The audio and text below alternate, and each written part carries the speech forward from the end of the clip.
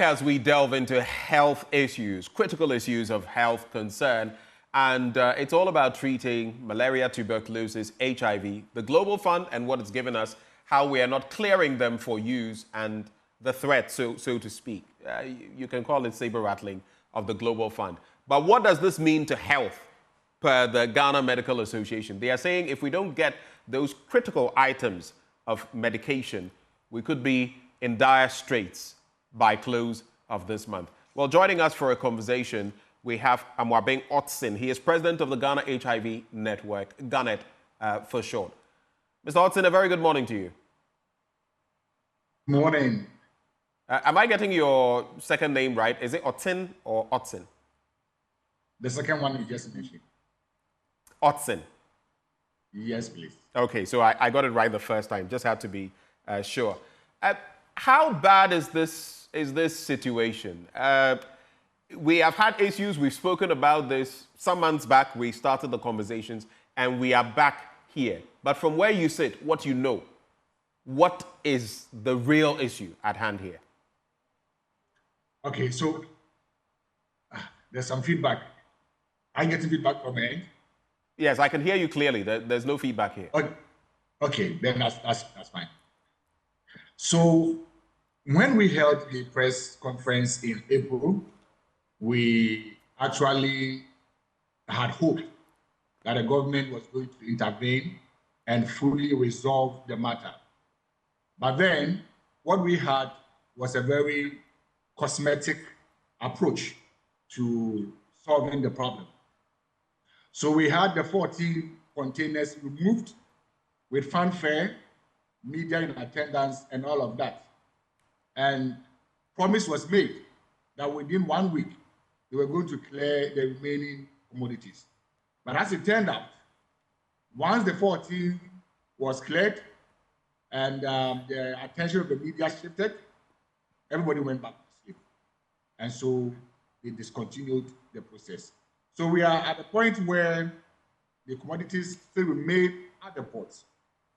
The ministry says the GRA, customs, they have moved all the taxes and the other levies.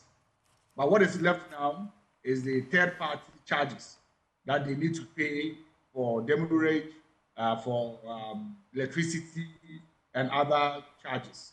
And government is saying they need 7 million Ghana cedis to be able to do that. And strangely, the government of Ghana cannot find 7 million Ghana cedis to clear this commodity. You're telling me, Mr. Hodson, that these, after all the fanfare, the 14 yes. containers containing medical valuables, if you like, critical medical supplies, have not left the port. Clarify. One, is that what you're saying? Yes. Okay. They are still at the port. And then two, that what the government of Ghana is saying is that it requires 7 million Ghana cedis to pay for other bits like, commodities, port charges, electricity, and the rest. And the government yes. of Ghana is unable to pay 7 million Ghana cedis. Yes. The entire government of Ghana is unable to find 7 million Ghana cedis anywhere in this country to clear the remaining. This is baffling, so I have to get down to it. Which entities, I know the GRA boss spoke about waiving the taxes and all of that. I think there was some point where there was talk about the vice president also wading in. I don't know whether the finance ministry, but what has been the engagement from what you know, the medical association and the medical system, let's say the Ghana Health Service, the Ministry of Health, and these authorities, do you know?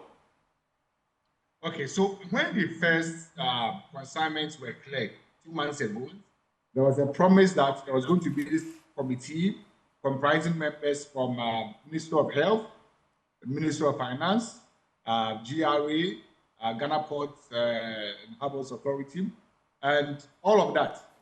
But strangely, we've not seen that committee. And if that committee has been established on our land side and they are not working, then that's equally strange.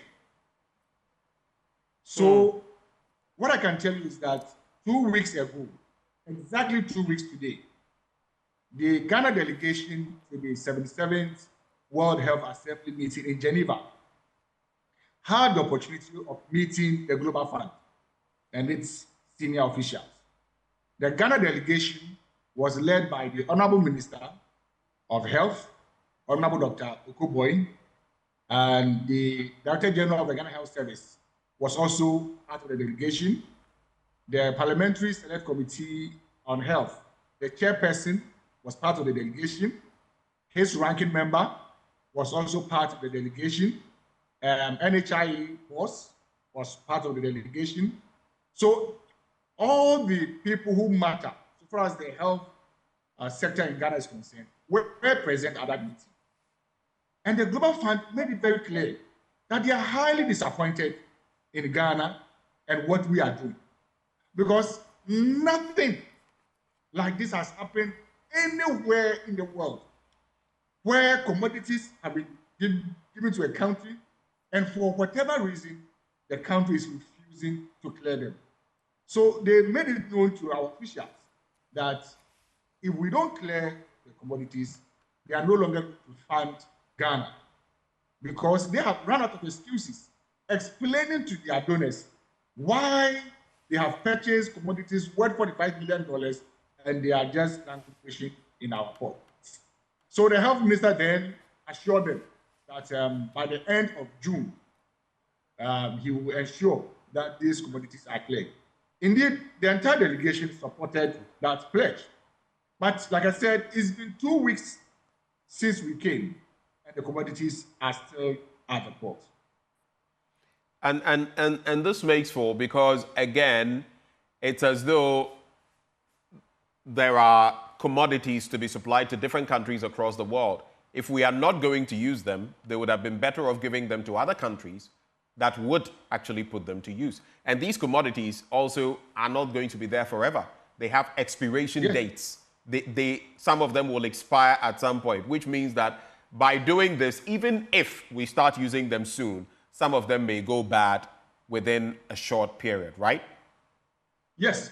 So if you look at the bill of lading that came, majority of the commodities are expiring first quarter 2025.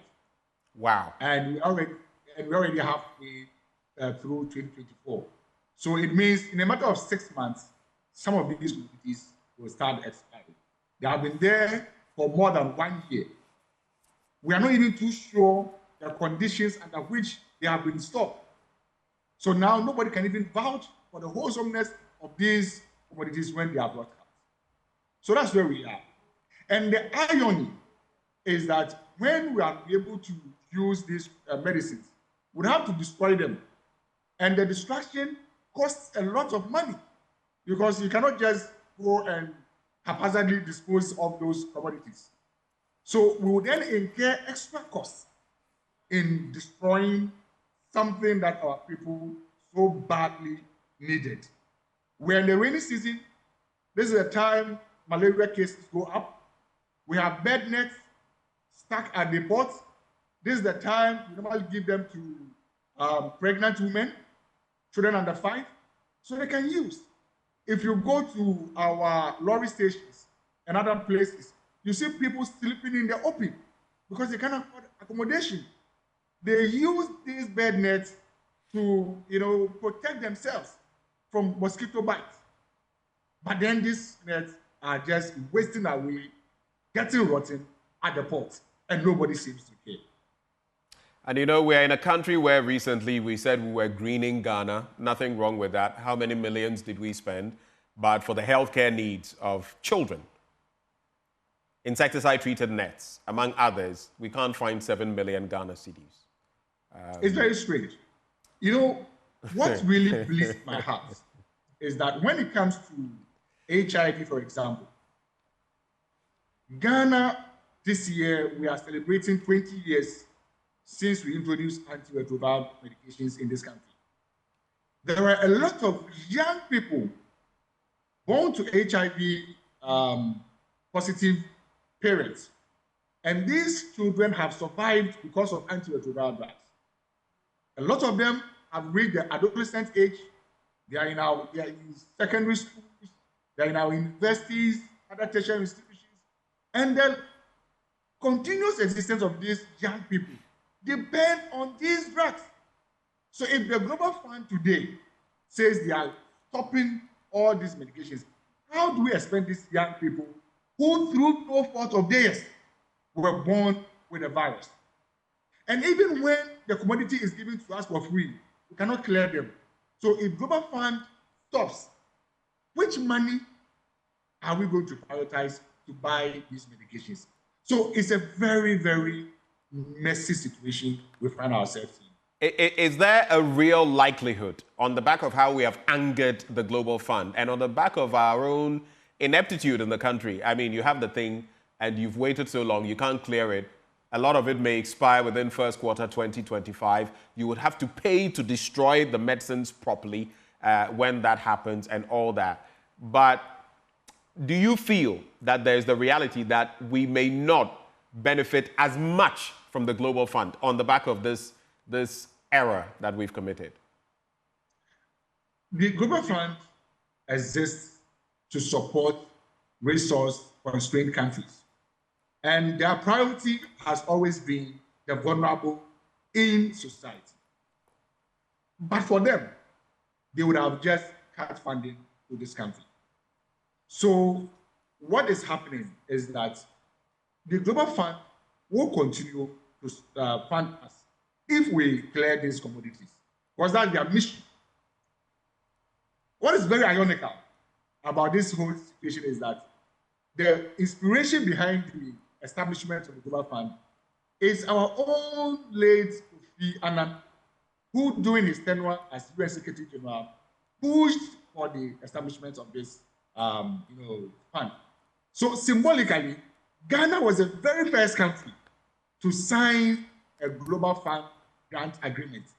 And since 2002, we have received up to $1.3 billion in support. All the campaigns that the Ghana AIDS Commission and the NGOs used to have back in the day were all sponsored by the Global Fund. Now, all the treatments we are paying for persons living with HIV, and there are about 250,000 of them on treatment. 250,000 on treatment. So you can imagine what will happen if this kind of treatment stops. So the Global Fund is committed to the people, but they made it known to our officials that they are not happy with the way the issue has been handled, because this is the first time anywhere in the world a situation like this is occurring.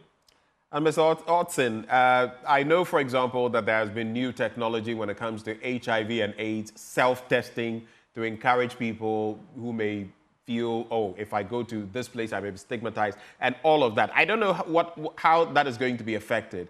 But the Ghana Medical Association has expressed fears of shortages of critical health amenities if these containers are not cleared by end of month. So I'm going to ask you a pointed question. What do you think the effect will be on healthcare generally, but also specifically with a focus on HIV and AIDS treatment? Okay, so the HIV commodities were cleared in April after our press conference. So what we have in there now are the TB and malaria. So let's start with TB. So are you saying HIV is not a concern for now? HIV is not a concern for now? HIV is a concern to the extent that the stock in country will run out starting from July. Oh, wow. And the Global Fund is unable to replenish because of all these situations we have at our hands where we have not been able to clear the that were given to us. Okay, so let me clarify. Let me just clarify. So while we took stock in April or thereabouts of the HIV supplies, we can't get more supplies to replenish and we'll be out of stock in July because of this problem that we've not cleared the remaining for tuberculosis and malaria. That's what you're saying? Yes. Okay. That is one of the problems. The second problem is that the government pledged to procure some more antiretroviral drugs to support what the Global Fund gives us. As we speak, the contract we are told was worth about $17 million. And only 6% of those drugs have been supplied. So it means that in an emergency situation, we need to fall back on the Global Fund. And Global Fund is saying that if you don't clear these commodities, I'm not going to give you more commodities. Now, the effect of that is what I explained to you. When you're on treatment, either for HIV or TB, the moment you go off treatment, you develop resistance against the virus. So when you go back again, the medication doesn't work. In the case of TB, you know, it's a highly infectious disease. So we are going to have a very serious epidemic on our hands, where all the people who are on treatment will not have completed, and so they'll become highly infectious this time, and all people are close to them will be getting infected with TB. Meanwhile, the government of Ghana says it is unable to buy TB medicine because of our own procurement laws, and we rely only on Global Fund. So it's a very critical situation we have on our hands. And I agree with the Ghana Medical Association. There are a lot of health workers who have concerns, but those who are on government payroll, well, may be unreluctant to come out because, fears of, being, victimized and so on and so forth. So it's only civil society, it's only associations, labor groups at this point that can come out. So I really appreciate the support of the Ghana Medical Association in this matter. We need all other unions, all other associations to intervene in this matter. And if we go on demonstration on 25th of June, we are counting on the support of all of these various groups. Because we have come to the point where it looks like the only thing that can resolve this matter is a mass public demonstration. All right, so final words, where does this leave us? And are you then saying that we must embark on this demonstration for something to be done? What form will this demonstration take? So what we are doing is to talk to our members in all the 16 regions. How many are your members? Okay, so we are 6 networks. Ghana HIV and AIDS Network, Stop TB Partnership, TB Voice Network, Ghana Coalition of NGOs in Health, Ghana Coalition of NGOs in Malaria, and then a network of persons living with HIV. So all of these 6 networks have their members across the country. And so what we are doing is to mobilize all of them. So we'll organize a simultaneous demonstration on 25th of June. We want this to be as massive as it can get so that we can register a very deep impact on government, and hopefully they will listen. Because the first time we held a press conference, they in a knee-jerk reaction, brought out the first 14 containers. So this time we need to make sure that our action is strong enough. And by inviting the general public, health is everyone's concern. We all get malaria.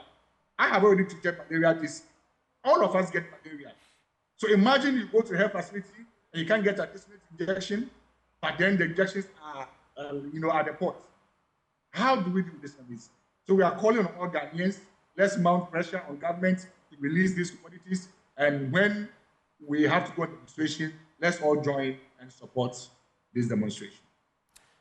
Mr. Otson, thank you so much for enriching the conversation this morning. Mr. Amwabeng Otson is president of the Ghana HIV Network, GHANET for short. Thank you so much, sir. Thank you, too. Well, that is what we can bring you on this beat as far as health is concerned.